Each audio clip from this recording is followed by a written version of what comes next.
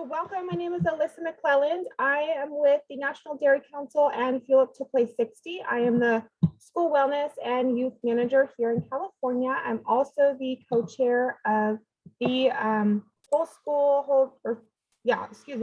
the WISC domain. And today we're going to be talking about supporting our whole child through the California MTSS and the WISC.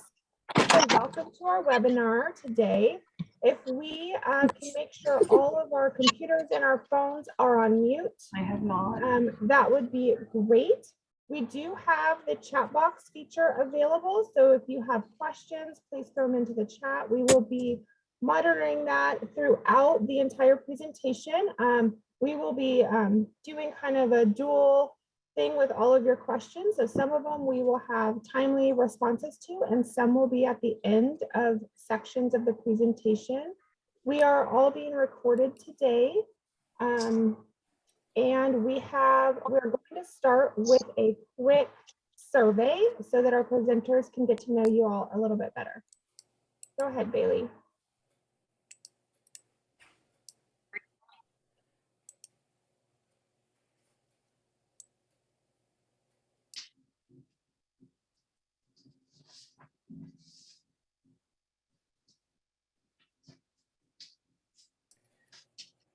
All right, Alyssa, it looks like there's the polling session is no longer inactive. I'm so sorry. We're not able to launch the poll. Oh, so well too. Survey request. Is that accurate? Very accurate. Bailey, can you mute everyone?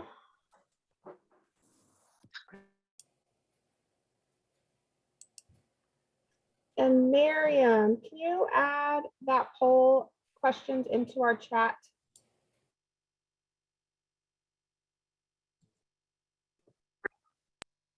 We will go ahead and go to the chat then, since we don't have our polling option available right now. And Miriam will post a question to all of us. If everyone can just toss in their answers real quick. So on a scale of 1 to 4, 1 being you're not familiar to very familiar, how familiar are you with the California MTSS or multi-tiered systems of support framework? That's the first question. And how about the whole school, whole community, whole child model?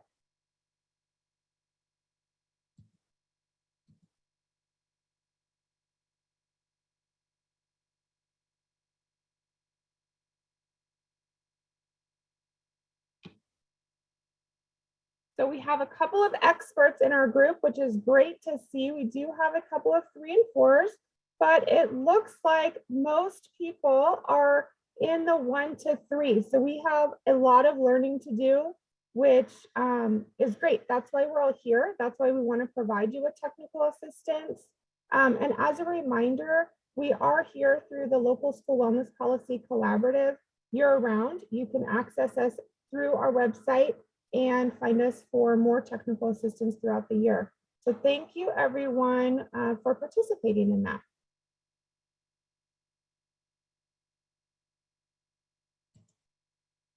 Bailey, we can advance the slides.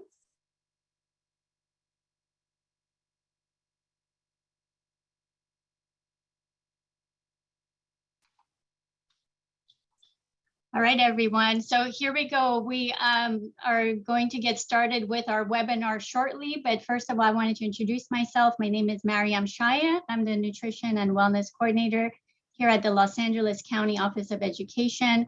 And I also have the pleasure of serving as the co-chair of the WISC domain alongside Alyssa. And so to get started, I wanted to provide just a very brief background on the WISC model. So this might be the first time some of you may be hearing about WISC, the whole school, whole community, whole child. And the WISC framework on the next slide, this was developed through a joint partnership by the CDC and ASCD with a goal to provide a holistic and collaborative approach to integrating health promoting practices in school-based settings. So this was actually launched in 2014, and our WISC domain that is part of the California Local School Wellness Policy Collaborative was established in 2020, considering the great need for improved collaboration to ensure wellness and safety of our students during the time that we were all dealing with the COVID crisis. We really made it a priority. We took it upon ourselves to use the WISC model to establish a comprehensive and evidence-based approach in addressing health and wellness needs of our students and school communities. And we decided as a group to focus on these priorities. We wanted to increase understanding and awareness at the LEA and school site level about whole school, whole community, whole child model as it relates to health and education outcomes. And we felt, considering that, increasing the awareness at the LEA school level is really critical in making sure that we have this collaborative and comprehensive approach to addressing whole child health. And we wanted to make connections to district priorities to support WISC implementation. And promoting diverse representation is also really critical here.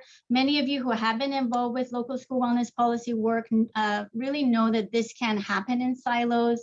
And we thought it would be important to start with our own work group and our WISC domain to expand partnerships and collaboration to ensure that different areas of WISC are represented in our planning and implementation of our work plan. So to achieve these goals, we planned this webinar I identified these learning objectives on the next slide to improve the communication and collaboration with stakeholders to convey the value of a collaborative and integrated approach to whole child.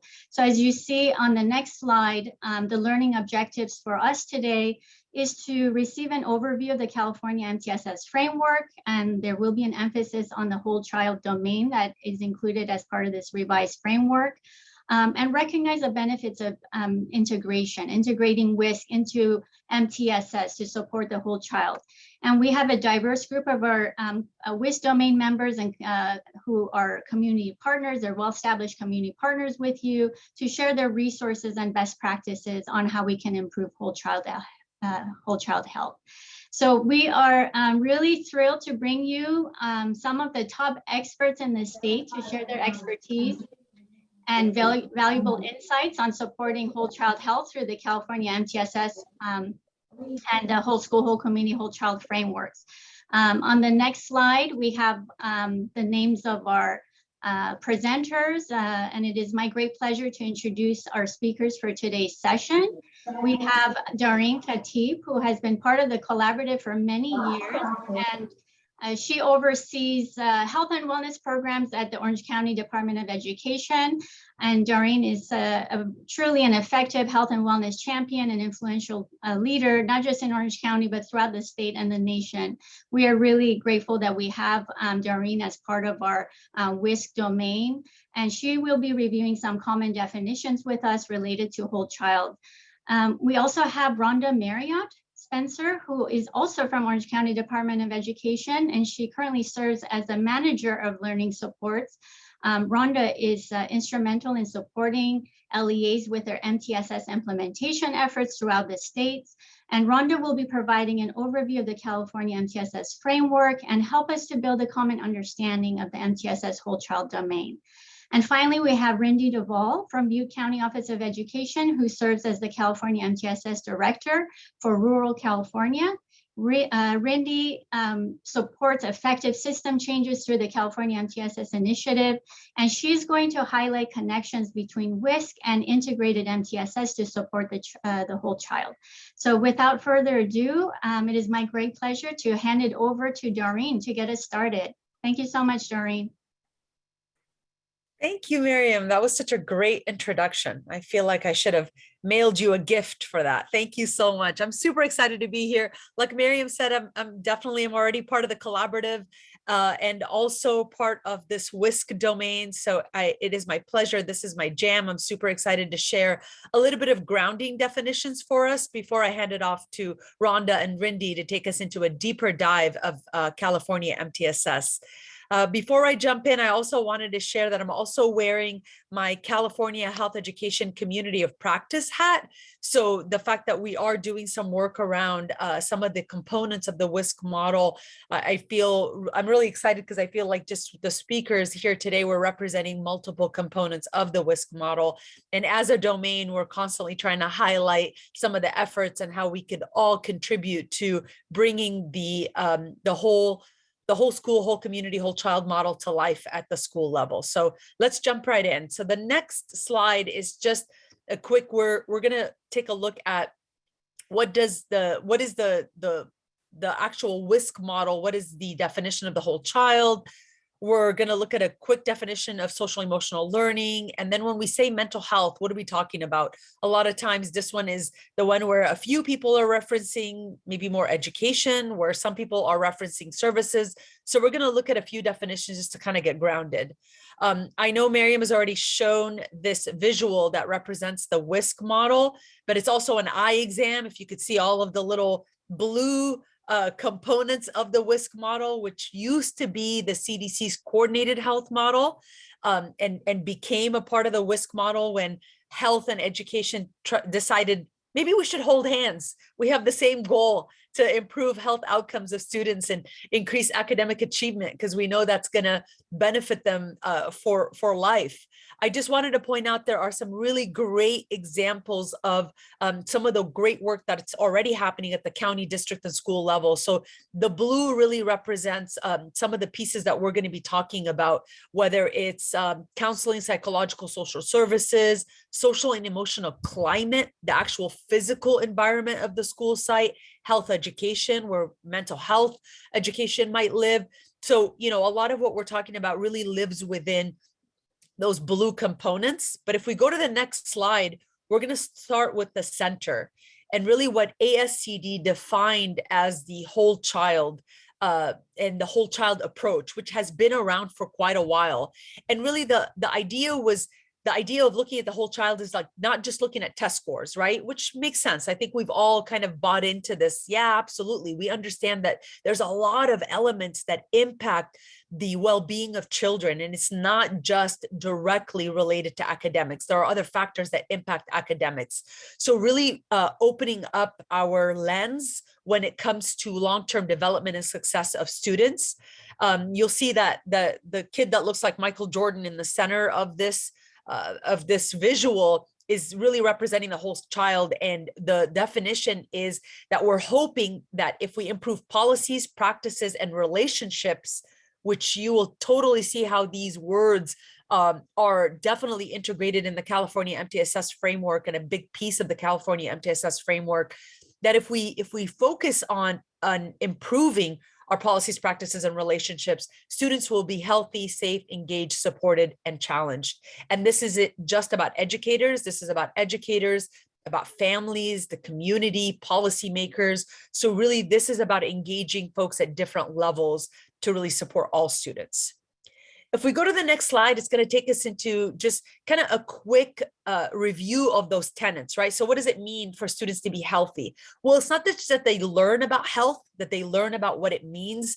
It's not just for them to understand information related to health, but they have to have an opportunity to practice healthy behaviors. Like, do they go to school in a learning environment where they could practice healthy behaviors? That's a big piece as well. We want students to be safe. Absolutely, makes total sense. But not just physically safe, we want them to be socially and emotionally safe. That's a big one, and a beautiful connection to some of the SEL work that's happening across the state. We want students to be engaged, and a big piece of engagement is not just engagement in their academic content, but really being engaged by being connected to their school. And we know the importance of being connected to school and how that leads directly to academic achievement. That includes being connected to adults on campus. Again, a really great tie to adult SEL and some of the systems work that we're hoping to do under California MTSS. And then really the personalized learning. If we want to support students, we have to understand that we have diverse learners, and students need diverse opportunities to access learning. That's a big one. And lastly, we want them to be challenged. We want all students, we want to, have an asset-based approach to learning, an asset-based approach that prepares students academically and preparing them for success, whether it's career, college, technical education, whatever it is, whatever direction that they want to go, really helping support students at all levels. So that's really the whole child. That's what the definition as ASCD has really built it up as an approach, as a part of the WSC model, what it looks like. And if we go to the next slide, we're going to look at SEL. So part of WSC already talks about social emotional climate. It talks about health education as a component, and it talks about counseling and psychological and social services. So if we take a deeper look at where WSC and the California MTSS framework kind of come together and hold hands. I don't know what's up with me and the holding hands thing. I don't know, maybe because I keep doing this. It's just, it feels good right now. I just want to hold hands with everybody. But social emotional learning, hopefully this is not brand new to you. Hopefully you have seen the CASEL definition for social emotional learning. We want students to build knowledge, skills, and we want to transform their attitudes around healthy identities, how to manage their emotions, how to achieve personal collective goals, empathy for others. Oh my gosh, how important is that? Establish, maintain supportive relationships, and help them with their decision-making skills.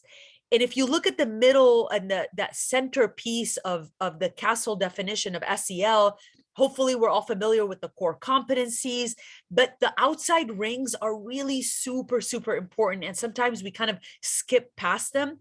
The ring looking at classrooms instruction is important, where we build the knowledge and skills and change attitudes. Direct instruction with students, very, very important. But SEL doesn't stop just at explicit instruction or even integrated instruction. It's also about transforming the systems and transforming the learning environments. So looking at the culture and climate, the practices, the policies. So here you see how, absolutely it kind of connects with what we talked about with that whole child approach. So SEL lives in both places, instruction and in systems and the school environment, learning environments as a whole, even going out to looking at partnerships and aligning learning opportunities with our community and families and so on, which is very, very important. If we go to the next slide, it's just an opportunity to pause and think, yeah, so we have SEL. SEL also overlaps significantly with mental health education. So hopefully you're all aware, and if you're not, now you know that we have comprehensive health education standards for K-12 that have been around. The latest and greatest version of the standards are from 2008, and we just rolled out the California Health Education Framework that was adopted in 2019. And mental health education is already a part of health education in California. So it's a content area that builds student knowledge and skills. Sound familiar? It's also hoping to change their attitudes. Same as our SEL learning, our building of the core competencies for students across the state. Very, very similar. And a lot of actually the health education standards, they overlap with the core competencies. So this is just to say that you could reinforce core competencies for social emotional learning, even outside of teaching mental health, but mental health includes mental health core concepts, essential concepts like suicide prevention, stigma, services, mental health issues and challenges and what those might look like. So it's very, very specific. So in that sense, there is an overlap between mental health education and SEL, where SEL might also be integrated into math. So hopefully that makes sense. Just really wanted to point that out. You'll see the bolded words, absolute, significance now for us in California as a result of the pandemic, which has exacerbated issues that have already existed.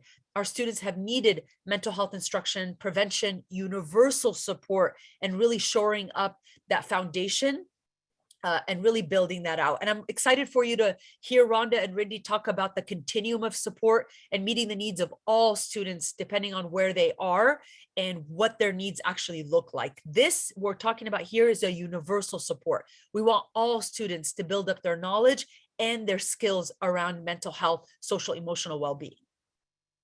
So if we go to the next slide, just kind of reiterates the fact that mental health is already a part of comprehensive health education. SEL is integrated actually in all the health education content areas, but there's a specific content area that focuses on those essential concepts around mental health. Like I mentioned, suicide prevention, stigma, mental health challenges, depression, anxiety, stress management, some very, very specific pieces around building skills and knowledge around, which is key here, where we could reinforce those core competencies for SEL, even in other areas of health education and in other content areas outside of health in school settings. So if that's health education, and if SEL, if we're talking about SEL instruction and that piece of the classroom support being a universal support for all students, right? Making sure that everyone gets a chance to build up their knowledge and their skills and to have healthy attitudes around their mental, social, emotional well-being. Then the next slide is really making sure that when we talk about mental health services, we understand that it's absolutely crucial. And I don't want to take away from the fact that a lot of our mental health professionals do offer prevention support. They do offer educational support. They do promote and offer awareness when it comes to mental, social, emotional well-being. But it's different when we are talking about tier 2 or tier 3 services that are focused on students that need more. So hopefully, if we're building their knowledge and skills around mental health and what they need around social emotional well-being, we're also building their skills around help-seeking behaviors. They're identifying if they need help, and we're building their skill for them to ask for help, so that then we are saying, hey, you have access to counseling services, therapy, and whether it's referrals inside the school system, outside the school system. That's a different level. So just kind of wanted to make sure that we're pointing that out. We want to invest in that universal support, SEL, mental health education, really building the knowledge and skills of all students, and then making them aware of what supplemental and intensive supports are available to them should they need more help. And I'm going to pause here, take a breath, stop spitting all over my laptop, and I'm going to hand it off to my colleague and friend, right? I believe that's the next slide, is me handing it off to, like I said, my colleague and my friend, Rhonda Marriott Spencer, who is my go-to person. Yes, we both work at Orange County Department of Ed, so I'm constantly learning from her in regards to California MTSS framework, but not just that, how to utilize the framework in my work in health education, in my work in health and wellness. So without further ado, I'm going to stop talking and hand it off to Rhonda. Thank you so much, Doreen. And might I just say, I appreciate that grounding and the visuals and the specific highlights that you really called out there. That is going to then support the framing of what I would like to share with you all here today. Yes, and it is my pleasure to work right alongside Doreen, and boy, I tap into her for information and knowledge as well. So happy to collaborate with her. So I'm thrilled to be here with you all today. First of all, may I say thank you very much for participating in the poll that was placed in the chat at the beginning of the session. That is going to be very helpful for me as I share some content, so then I am best able to make connections and hopefully point out ways to make connections for you and your specific role. I can really now understand your understanding and experience with a multi-tiered system of support. So hopefully this information will be able to connect you to your specific role. The idea, if we can advance to the next slide, the idea of a multi-tiered system of support is not new. Many states have been implementing a multi-tiered system of support for years now. In California specifically, our efforts began in 2016, where through the support of statewide grant funding, we were able to collaboratively work with the Butte County Office of Education and the SWIFT Center out of the University of Kansas to develop the California MTSS framework and be able to design the training series, and which provided that whole system structure and framework so that schools and districts can implement a multi-tiered system of support to meet the whole child. So if we can go to the next slide, I would like to share a definition with you of California MTSS. Pause, I know it's a lot of text on the slide. I'm going to read it to you, but before I do, If you have experience with California MTSS, or this is something that you have been working with either as a county office member or a district member, whatever your role is, then I would like you to think of this definition through the lens of mental wellness, right? So really think of it through that area. And if you're new to California MTSS, then really think about what resonates with you, what words or phrases stand out. So I'm gonna pose that prompt to you. I'm going to read it. Think about what words or phrases really stand out to you. And then I would love some volunteers to either share out, you can unmute and share out aloud, or you can place it in the chat, whatever suits you there. So allow me to read that. California's multi-tiered system of support is a comprehensive framework that aligns academic, behavioral, social emotional learning, and mental health in a fully integrated system of support for the benefit of all students. California MTSS offers the potential to create needed systemic change through intentional design and redesign of services and supports to quickly identify and match to the needs of all students.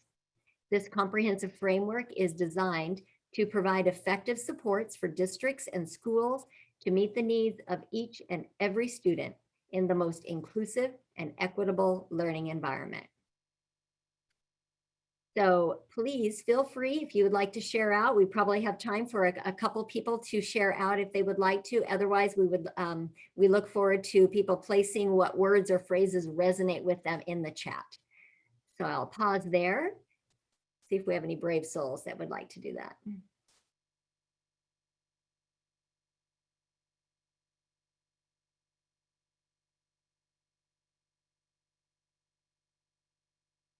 Thank you, Doreen. Yes, integrated system. Very important that we are connecting, we are coming out of our silos, that we're really considering how we can best do that. Yes, my favorite, Maria, match the needs of each student, right? We call that mapping and matching, right?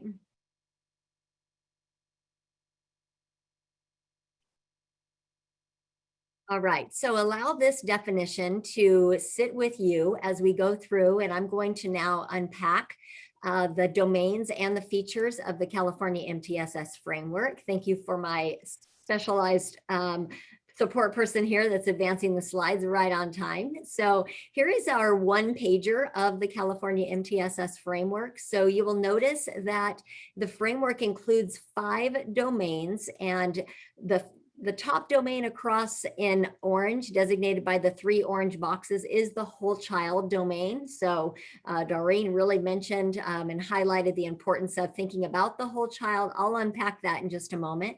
And then it also includes the 4 essential domains that are underneath in the blue boxes.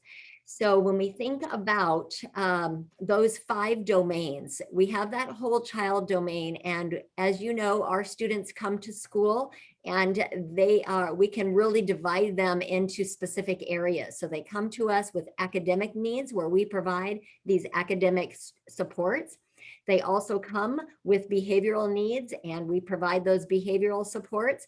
And then also that social emotional instruction and mental health support. So as I mentioned, the California MTSS framework was designed in 2016. It included those 3 areas, academic, behavior, and social emotional. In our most recent enhancement in 2021, we added that extra feature of mental health supports. So when we're really thinking about the expansiveness and how we can best support the needs of the whole child. So all of these critical features are included there. And then in order for that whole child domain to be implemented with fidelity and our students to receive the supports that they need, the essential domains that fall underneath in the blue boxes are critical. And I like to refer to these as the pillars that hold up the house, right? If we do not have administrative leadership, right, where that strong and engaged site leader provides those supports, the coaching, the collaborative opportunities, the professional learning, removing those barriers for teachers, then the needs of the whole child cannot be met. if we do not have those integrated supports. So when we think about that organizational structure that allows that to happen, for people to collaborate, for us to tap into those specialized service providers, to create that positive school culture, then that's the only way for that to happen, is through that integrated support. And of course, you all know the importance of family and community engagement and involvement. I'd like to add that too. So when we really think about how do we develop those trusting partnerships between both families and communities, to engage them and bring them in as part of decision makers, to tap into them. They best know their child. So how can we utilize their knowledge and expertise around that to be able to support the needs of the child? And then when we think of that final domain on the right, inclusive policy, structure, and practice, this is where that district or that local education agency comes in. They are that place to be able to remove those barriers, right? They can align those initiatives so we're not overwhelming our staff. How can we implement policies with fidelity to make sure that all of these things can happen through a policy framework and those features? So that's the one pager of the framework, where we have those 5 domains and 11 features. And if we go to the next slide, you can see I have the visual. Each of those 5 domains are laid out in a similar way. So what you're seeing right here, I know this is a lot of text. I'm going to unpack it, so please don't feel you have to read all of this. But each of the domains includes a descriptive statement about that domain. So for example, the whole child domain is supported through a multi-tiered continuum of research-based system-wide practices of data-based decision-making used to meet the needs of the academic, behavior, social, emotional, and mental health of all students. So you will notice that each of those features, academic, behavior, SEL, and mental health, are included in their own separate columns here. But what I want to identify is underneath, we have those critical features that will be important to make sure that we are including in our whole child domain and in our system of support. So just to call out a couple of areas, the importance of utilizing and identifying that comprehensive assessment system. And I'm going to talk more about that in the upcoming slides, but you'll see that that falls across all the areas of the whole child. How can we really tap into that use of data and not just student outcome data, right? And then how are we utilizing teams? How are we including stakeholders, those specialized service providers, those different individuals that are charged with a specific area, whether you're a PE teacher or whether you work in the school cafeteria, anybody really thinking about how can we tap into all of these individuals and include them in the conversations. And then another highlight that I would like to include is that importance of a continuum of support. When we think about all of those levels to make sure that the needs of our students are met.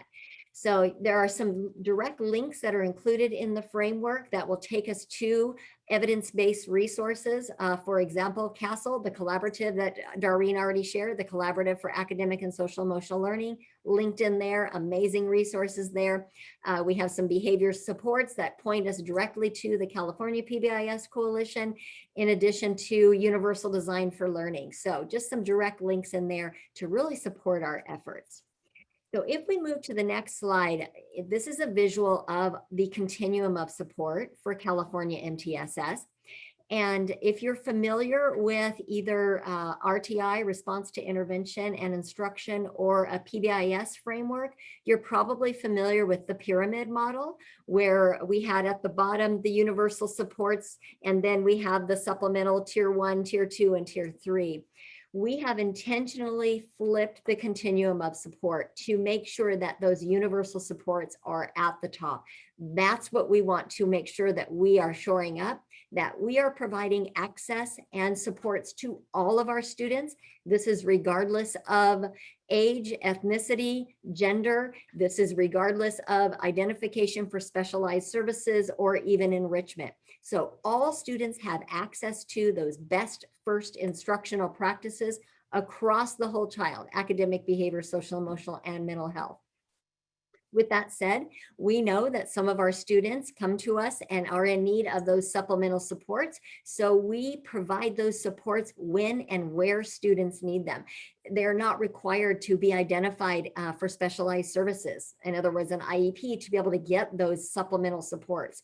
So we provide those supports when they need them and where they need them. We're tapping into those specialized service providers or those individuals that are the most highly qualified to provide those supports for those students. And then with that said, we know that a few of our students do have those intensified needs. So we also are providing those. This is not just for students that are requiring special education services. So we want to make sure that all of our students have access to these. This continuum is fluid. Students are not locked into the tiers. And that's one area that I would like to highlight is we're not putting students in tiers. The supports are in the tiers and the students have access to this continuum of support. So we really want to emphasize the importance of universally designing our instruction. In other words, we're being proactive. We're understanding who our students are and what they need, and then intentionally providing that instruction and designing that instruction for them. But then all the while, we also understand it's important to differentiate. So it is that responsive. So we're both proactive and we're responsive in that area.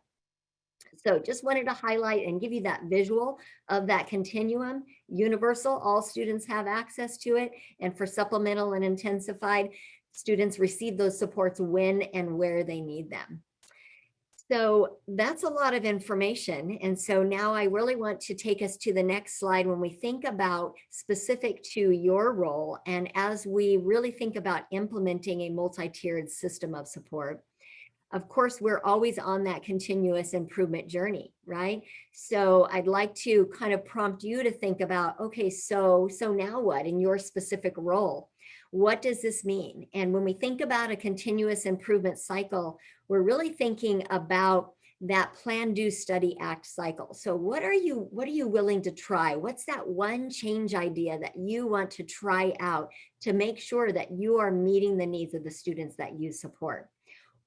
And then your next step would be to actually try it, right? Try it, take some notes. How's it working? What are you learning from that? Then study those results. What were the experiences of the students? What progress are you seeing? What are you learning about your own practices and strategies? And then what are you going to do with that information? Are you going to adopt that practice and keep doing it? Are you going to adapt it, make some minor changes, or are you going to abandon it and then try something else, but all the while being on that continuous improvement journey?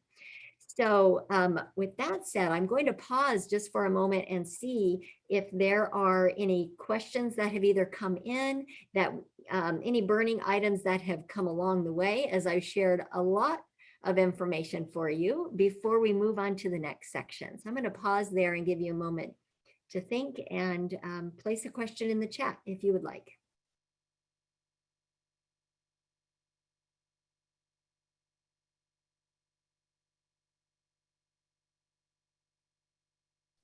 Always giving that awkward wait time. I don't want to rush anybody. We don't see any questions in the chat, Rhonda, but we'll let you know if any come up. Thank you so much. Great. So feel free, if you have questions, please place them in the chat, and I believe that we'll have some time at the end. But one thing I would like to leave you with, and I kind of highlighted this a little bit ago, and my colleague Rhonda DuVall will actually go deeper into this. So we just want to highlight the importance of, when we talk about the collection of data and on that continuous improvement cycle, we really want to be mindful of the three types of data. So of course, student outcome data. Yes, we do need to measure how our students are progressing in the areas of academic, behavioral, and social emotional skills and learning. So we do want to continue to gather that. However, that cannot be the only measure that we gather, and that cannot be the only measurement that we use to support our decisions to best meet the needs of our students. So I'm just going to throw out two very important types of data for us, food for thought, as we're moving forward, is the idea of implementation data. how are we as a school system measuring how we're implementing? So if we say we're going to implement a specific practice or a project or a program, how do we know that that project or program or practice is implemented with fidelity? And how do we know it's doing what we are intending it to do? So what's that measurement look like? What is that piece of data that we're gathering? And then an additional piece of data that I would like you to reflect on is that idea of capacity. So when we think about capacity, this is about the capacity of the system, right? What does our master schedule look like to be able to allow us to implement these instructional practices and projects and programs, right? What does the process, what's the capacity of our process to be able to do this? How about the capacity of the adults, the personnel on the school campus? How do we measure that? So what are those creative ways that we can think of to be able to measure implementation and capacity?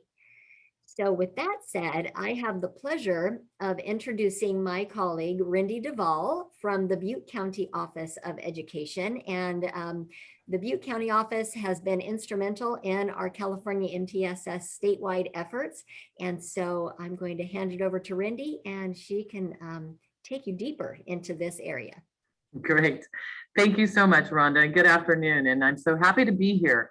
I'll tell you, I've done so much learning around wellness and wellness committees and wellness policies in the last few weeks in preparation for this, that it really does open up my heart and my brain to sort of what I think all of you, most of our audience members are, this is your daily life, right? We were told sort of that a lot of you come from nutrition services and health services and all of that. And so it's very exciting to get to be able to connect with you and to allow you to amplify your voice.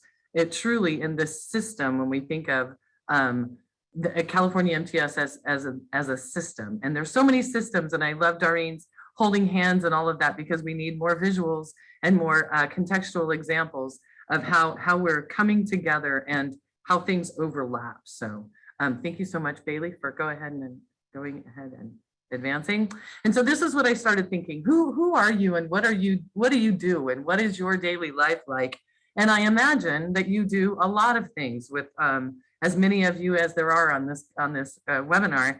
So as much as I could dive into sort of those daily operations, I'm asking you to think about during the school day, then all of those interactions that students have on a campus, thinking about those practices and programs that students are engaging in inside the classroom and outside of the classroom, and before and after our school day. I believe that you are doing really compassionate practices, and maybe you're not calling it California MTSS yet, but you are serving the whole child, and these are components of California MTSS. So these examples that I brought up, so you have a 2P person, right? Tobacco use and prevention education, a person that comes on campus and is in the classroom talking about tobacco prevention, right? Trying to get kids not to use tobacco, vaping, all of that, chewing, smoking. And they use city data to have students calculate, because this is a lot of public data. They can take this and do some calculations with math on how many millions of dollars, and we're talking even a small town, like a rural town that I represent, millions of dollars each year that are spent on tobacco purchases. So the calculation and that procedural knowledge for students in the math classroom or in a general ed classroom is integrating that content. And this is what we need to start thinking about more and more, and getting the benefits of when we can integrate content. Another example of a services integration would be, like you can see it there, an after school program that's growing a garden or supporting the use of a garden, and the food services uses the harvest for lunch, right? This is an ongoing thing that we know about. And then lastly, a community integration where collaboration with the local university, this is actually happening in Butte County, to host forced bathing sessions for students, staff, families, and community members as a universal support. This isn't anything where anybody has to become eligible. It's offered mostly in Butte County because of our campfire recovery. And so really taking people out into forest bathing, and it's a known thing, you can Google it. It's existed for years, but all of these things come under the WSC model as well as the California MTSS framework. Thank you, Bailey, for helping me out here. Sorry. All right. So this, I wanted to give you a little bit of a tangible example of when we look. Thank you so much, Rhonda, for showing us the framework. So you've seen these 5 domains, and I believe this is where your work comes in, specifically in these features of the domains or in the domain themselves. So when we talk about physical education and health education, that is academic. So that inclusive academic instruction really includes a universal design for learning in a way that it's with fidelity. So we're hoping that our educators are using the frameworks and the standards and using that with fidelity. And there you go. It's right there in the framework. So there's the holding hands, as well as nutrition and health services. We could argue that it could go across different domains, but for the sake of today, we're sticking it in the integrated supports domain, where those services are provided in organizational structure. So also in this would be your wellness policy, right? And all of that that goes in with that, and the meetings that take place throughout the year with that.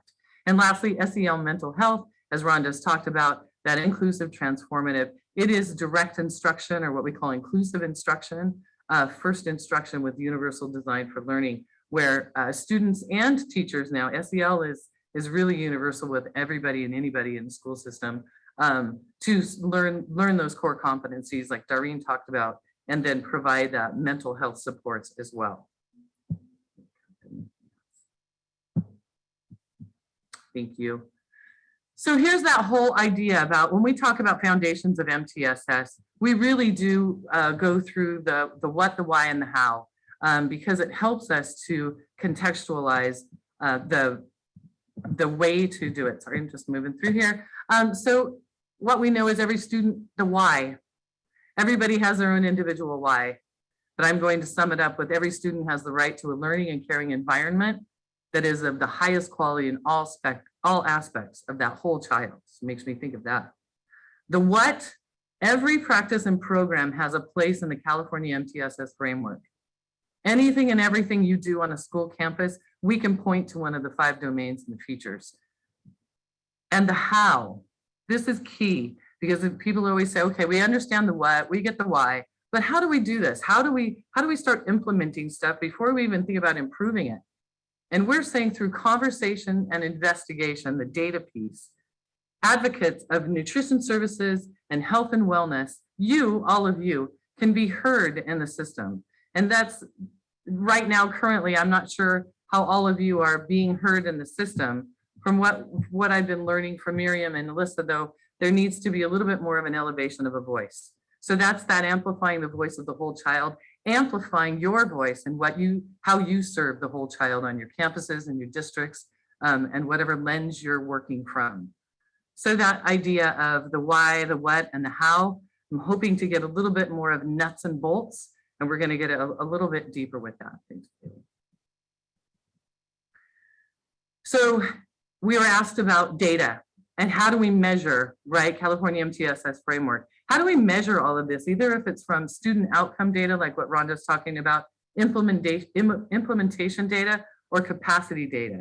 These 3 assessments that are self-assessments. So school teams, what we call school leadership teams, engage in these 3 different assessments, self-assessments, to monitor their own progress across 5 to 7 years, which is about 5 years, which is what were our parameters for implementing California MTSS.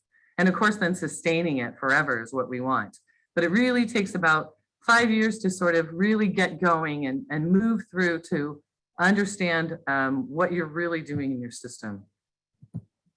I want to talk about so the nuts and bolts of that and how we can do this. Because every new approach, or even improving something in the system, you've got to move forward. That Plan, Do, Study, Act that Rhonda showed is an improvement cycle. And the California MTSS framework sets the stage for inserting that new practice or improving a practice that's already started. And so establishing a school site leadership team, or school leadership team that represents all aspects of the student, academic, behavior, social, emotional, mental, and physical, a school is able to address all of those concerns. By reviewing all of the data, the student data, the implementation data, the capacity data, again, a school leadership team is able to identify all of the things needed and be able to improve.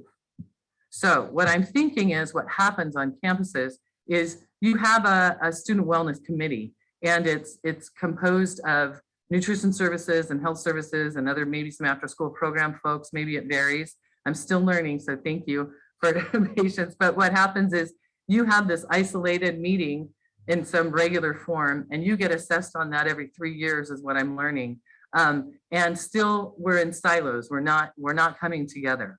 So my recommendation would be to talk to somebody about this, whoever you need to be. I would think as a former site principal, maybe the principal would be the one, the key holder that would be able to let you in, right? The idea of getting people together for the conversation.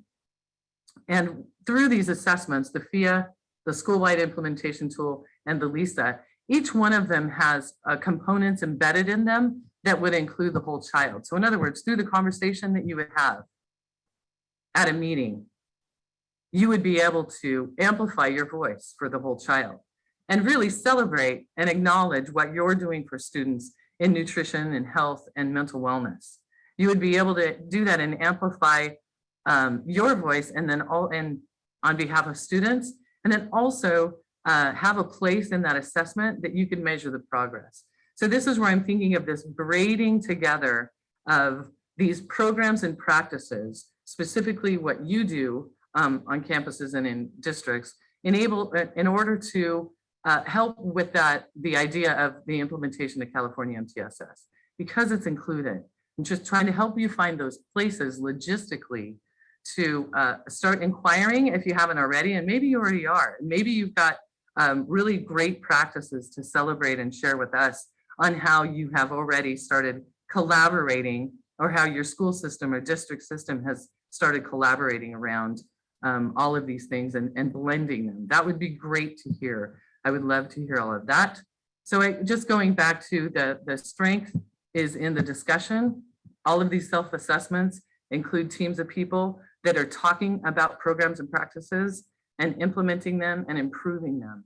And I think that's the backbone of California MTSS, is the way that we talk about systems, because humans make up systems, right? And it's one system of support that can include all kinds of different programs and practices and services for the whole child. Do I have one more slide? I do. Okay, I don't. Thank you so much. I hope that made sense. We're trying to get to the nitty gritty of it. So I look forward to any questions and input that you might have after. Thanks. Thank you so much, Wendy. That's so helpful in tying it all in together, having different perspectives from different areas of the state, as well as within different parts of the whole school system. Really helps everyone to put, holding hands, as in Doreen says here. So we are going to move into the portion of community partners. We have several community partners that work within our WSC domain. So we meet monthly, really trying to identify what the areas of WSC are that are in need and how we can support our local schools and districts and agencies. So right now we're going to dive in and highlight a few of those partners and where they fit in with the WSC. We are going to start with our physical activity and physical education.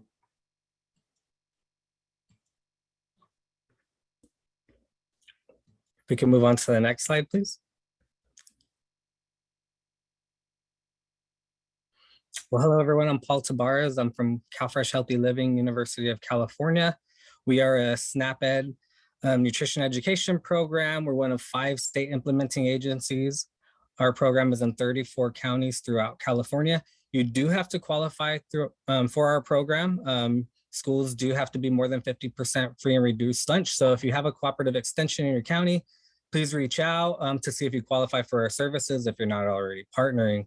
When it comes to physical activity programming, we do support our partners and teachers with CATCH Physical Education, which stands for Coordinated Approach to Child Health.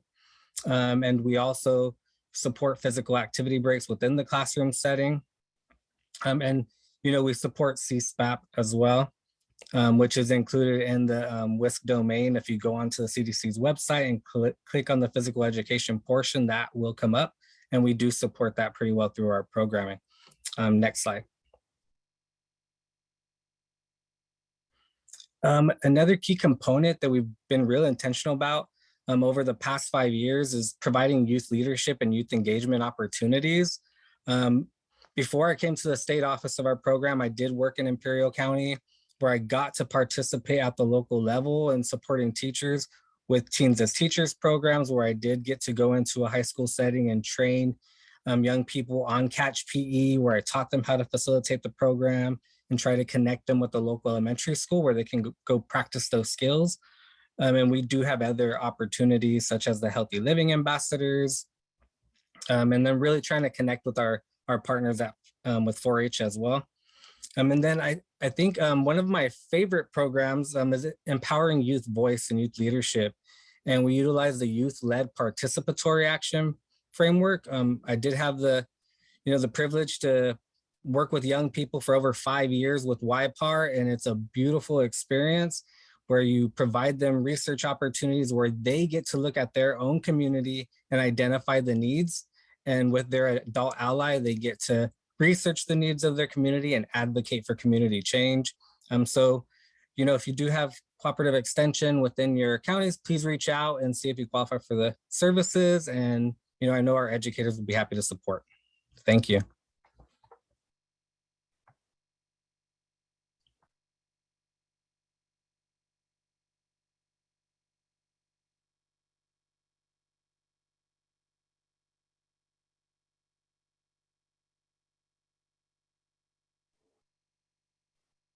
Sorry, this is Katie Dooley-Hedrick. I'm with No Kid Hungry California. Just a little bit of information about the services that we typically provide to school districts and community-based organizations. Our primary efforts are to increase participation and access in the federal nutrition programs, working a lot with school districts on their nutrition services programs. So school breakfast, lunch, after school, CACFP at risk, and summer meals. You can see we provide grant funding. We also have a large advocacy arm, both at the federal and state level. Over the course of the pandemic, have done a lot of federal advocacy on support for school districts and their food programs. I think my contact information will be shared. As far as grants opportunities, we have various grant cycles throughout the year that we provide funding to folks to support their programs. That support goes towards capacity, equipment, all sorts of items, marketing, the communications, etc. I think there's one more slide. Right now, we're very focused on summer meals as we come in, and particularly with the challenges that folks are facing with the expiration of the waivers. So we do have granting opportunities. We also have a really great summer meals toolkit, which I am gonna try and post. I can't share the link in the chat, but I will try. If not, we'll share it as follow-up. But resources that are available to anybody, customizable flyers, communications to parents in both English and Spanish. We also have a texting line, which you see on your screen, 304-304, which folks can text to get their nearest summer meal site.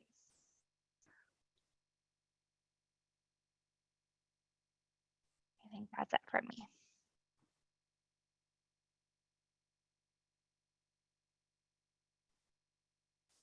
Hi, everyone. My name is Jessica Huang, and I am the Cannabis Program Specialist for the Substance and Addiction Prevention Branch at the California Department of Public Health, where I'm the project coordinator for our Youth Cannabis Prevention Media and Social Marketing campaign.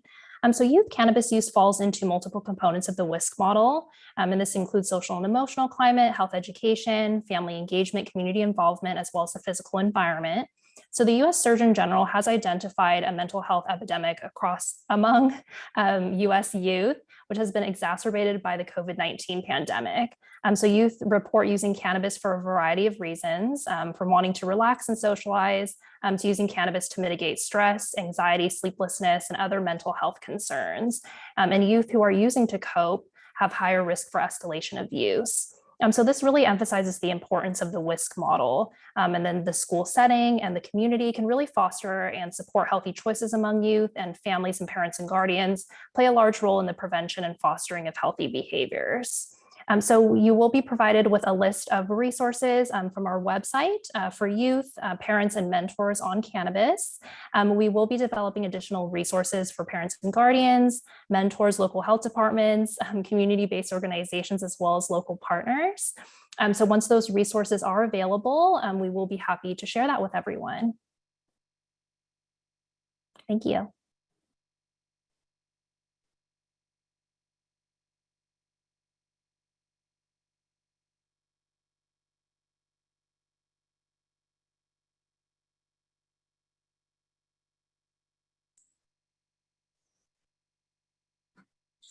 Good afternoon, everyone. My name is Valerie Fungeling, and I'm a project manager with the Dairy Council of California. We are a nutrition education organization, and we support family engagement in two ways. One, we offer free nutrition education resources that support learning and practicing healthy eating patterns at school and at home. Here are a few examples. On the top left of the slide is an example of our nutrition builders. These are one-page topical activities like breakfast, my plate, healthy beverages, snacking, and farm to you. Each builder has a physical activity component, and these are popular with the Child Nutrition Services team because they're easy to distribute to children and parents and can align with campaigns like National Nutrition Month or School Breakfast Week. Next, on the bottom left, we have our core nutrition education curriculum, K through 12. Lessons are evidence-based and aligned to Common Core standards. They're all available in English and Spanish. And student workbooks include family connection activities to reinforce learning at home. We have many digital resources for families, blogs, and videos. In the middle of the slide, you see an example of a topic from our Ask a Nutritionist video series on YouTube.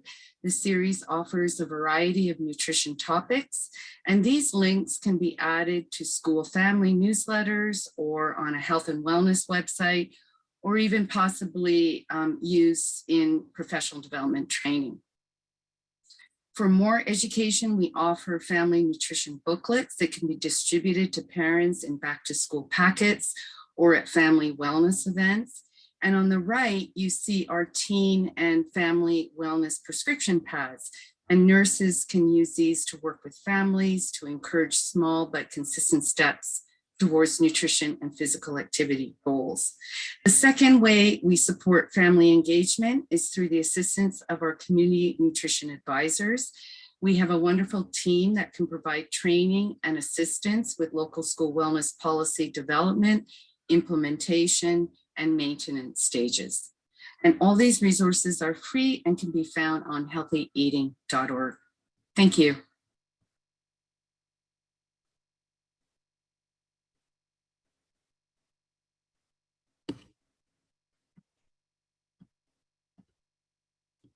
Hello, good afternoon. My name is Farah Northcott, and I'm the manager of Healthy SBCSS at San Bernardino County Superintendent of Schools. In this department, we support districts with the mental health, behavioral health, and physical health for student and family needs to address the whole child. So through an MOU that that's been utilized funded through the Mental Health Services Act dollars, San Bernardino County Superintendent of Schools has had a long-standing partnership with the Department of Behavioral Health. And it has been in existence for about 15 years. And this MOU is multifaceted to include partnerships with student assistance providers, which support districts with prevention, early intervention mental health services for students with early signs and symptoms of mental health challenges. So this partnership allows for greater access to mental health services for students and families through their school. In addition, another component of the MOU funds staff to provide training, resources, and technical assistance for mental health and behavioral health PBIS and MTSS support. In addition, this agreement includes a Southern Region Student Wellness Conference, which our theme this year is the Strengthen Our Stars. We base this conference on the WISC model, and the 10 components. Our breakout sessions include presentations to address these components. We identified this early on with the Department of Behavioral Health to address the whole child and bring together the student assistance providers with school and district teams. This conference is multi-day, it's engaging, inspiring, it's re-energizing to educators, administrators, student assistance providers, law enforcement, and community educational partners. So this year it's the first time it's going to be in person in the past 2 years it was virtual. We are actually at capacity. We have nearly 700 people registered, and it takes place in July. And mainly it's Southern California participants, but we do have people from across the state this year. So thank you. Thank you so much, Farah. And I would like to take this opportunity to thank all of our presenters, special guests, and our amazing WIS domain members for your support to plan and conduct today's webinar. I know we've gone over time, and I apologize for keeping you later on a Thursday afternoon. And I apologize for the hiccup we had earlier, but your participation and your engagement has been is very much appreciated and has been very valuable to us.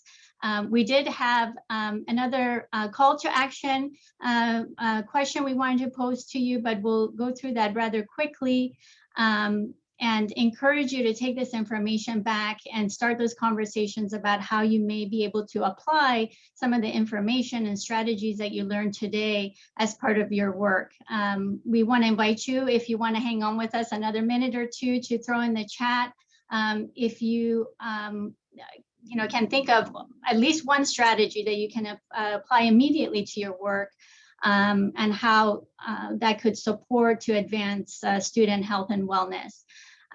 Your participation always helps to inform us in terms of current strategies that are being implemented so we can continue to promote and encourage some effective approaches to supporting student health and wellness.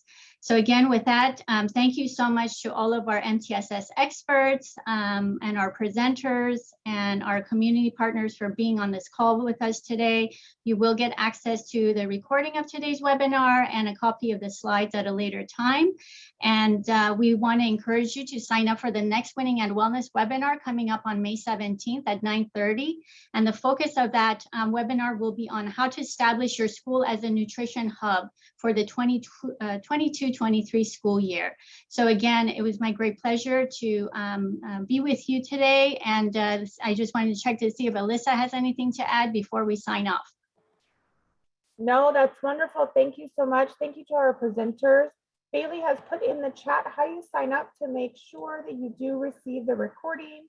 It's right there in the chat. You'll receive our newsletter. With the recording, we will also send out all of the resources that our partners presented about today as well.